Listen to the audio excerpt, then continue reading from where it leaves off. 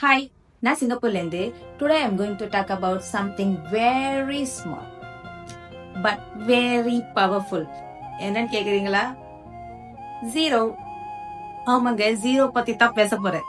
ஜீரோக்கு பவர் இருக்கா இல்லையா? ஜீரோக்கு வேல்யூ இருக்கா இல்லையா?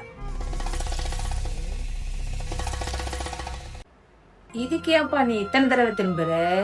ஜீரோன்னு சொன்னோடனே ஏதோ மேக்ஸ் சம்பந்தமா பேச போறேன் அப்படின்னு சொல்லி வீடியோ தள்ளி விட்டுறாதீங்க. ஏன்னா குழந்தைங்க யாரும் என் வீடியோ பாக்குறது இல்ல. ஏன்னா என் பொண்ணே வந்து என் வீடியோ வந்தா தள்ளி விட்டுட்டு போயிடும். சில பேர் நினைச்சிட்டு இருக்காங்க ஜீரோ மீன்ஸ் நத்திங்.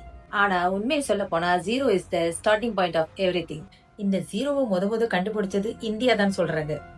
முதல்ல பூஜ்ஜியத்தை ஆரியபட்டர் தான் கண்டுபிடிச்சாருன்னு அதுக்கப்புறம் பிரம்மகுப்தா சொல்றாங்க. இந்தியாவில இருந்து அரபு நாட்டுக்கு போச்சு, அதுக்கப்புறம் தான் இங்கிலீஷ்ல ஜீரோன்னு வந்துச்சு அப்படின்னு சொல்றாங்க. ஜீரோ இல்லனா நோ 10, நோ 100, நோ 1000.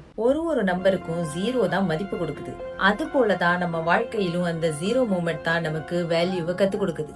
நான் இதை ஒரு மோட்டிவேஷனுக்காக தான் பேசினேன். மறக்காம ஃபாலோ பண்ணுங்க, சப்ஸ்கிரைப் பண்ணுங்க, லைக் பண்ணுங்க, ஷேர் பண்ணுங்க, கமெண்ட் பண்ணுங்க. Bye, good night.